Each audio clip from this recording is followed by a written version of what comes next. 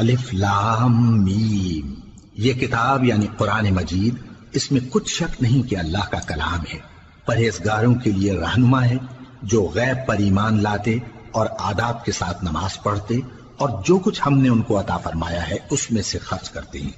اور جو کتاب اے پیغمبر تم پر نازل ہوئی اور جو کتابیں تم سے پہلے پیغمبروں پر نازل ہوئیں سب پر ایمان لاتے اور آخرت کا یقین رکھتے ہیں۔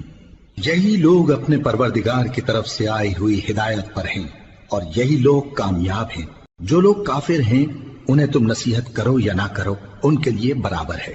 وہ ایمان نہیں لانے کے۔